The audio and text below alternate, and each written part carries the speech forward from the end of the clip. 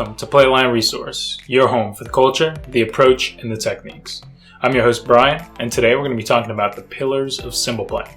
Okay, the pillars. They're the roots. They're basically the concepts that encapsulate the essence of marching cymbals. Today we plant the seeds of growth on this journey in cymbal education by beginning with these pillars. We'll expand on, revisit, discuss, and put into action these 6 pillars in every video to follow.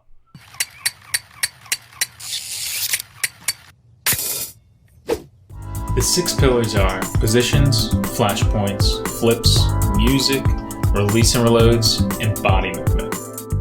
So first on the list, we have positions. The proper definition for this is a particular way in which someone or something is placed or arranged.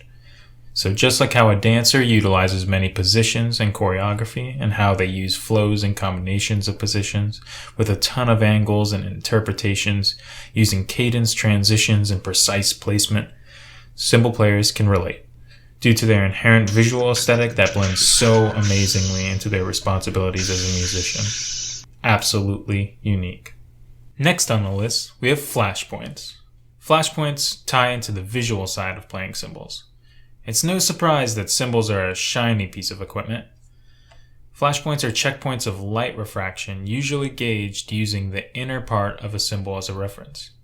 The slightest change in angle from player to player may tamper with the cleanliness of light striations, which is why you'll see so many cymbal lines participate in these things called concentration circles, where one cymbal player will lead the others through a series of checkpoints that they'll calibrate among each other to continually dial in on their position interp and having a uniform look. We tend to put a huge emphasis on developing a firm muscle memory to deliver on precise placement of our cymbals in relation to our body, so these checkpoints of light are always on the money.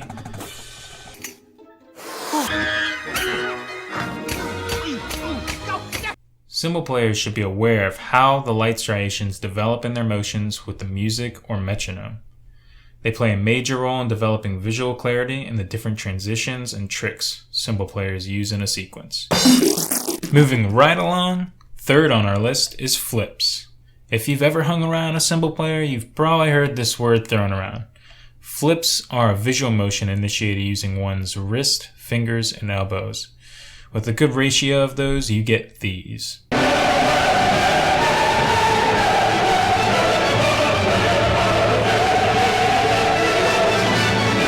Amazing, right?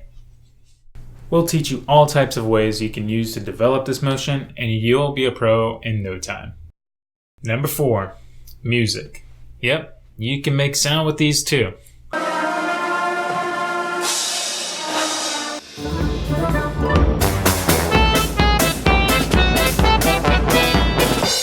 Through our discussions and instruction on the music side of cymbal lines, we'll go over ways we can divvy up the notes on a page of music, all the ways we can create sound using the cymbals, writing tips for this section of the battery, and ways to approach dynamics and the different note embellishments used by cymbal lines.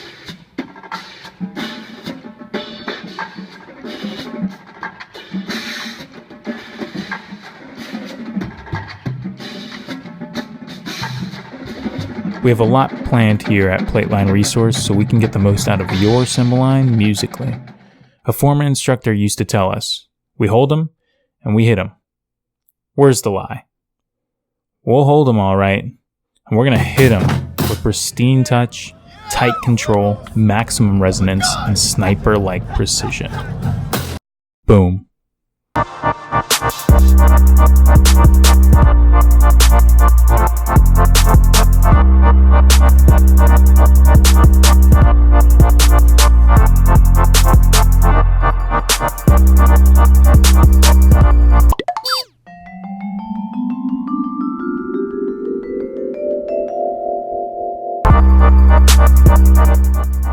Well, that right there, that's our 5th pillar, release and reloads. This is where the forefront of visual innovation currently is with cymbal playing.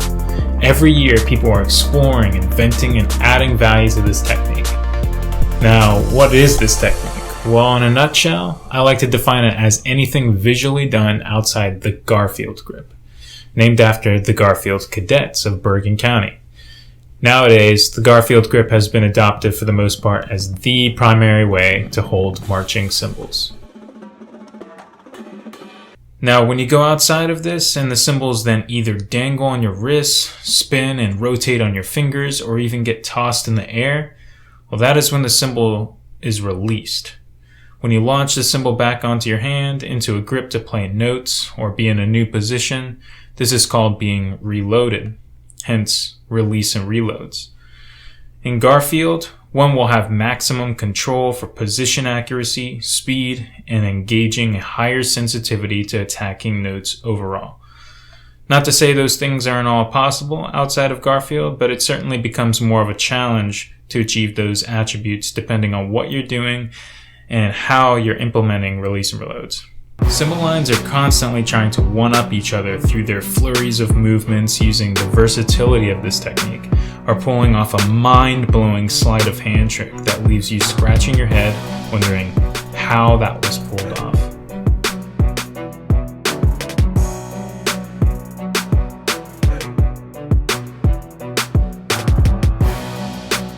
Absolutely unique. And to finally complete our list of pillars, we have body movement.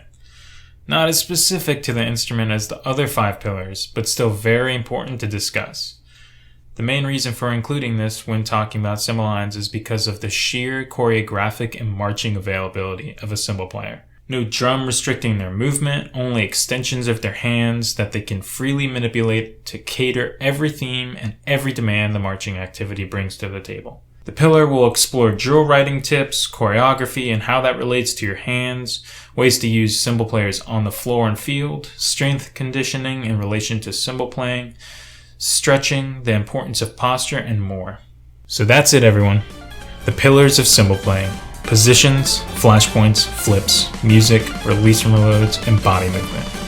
If you watched all that, thank you so much. The goal with this platform is to inform and make this fun to digest. Cymbal playing is incredible and has so much detail involved. Please like this video and share it among your fellow cymbal players and music instructors.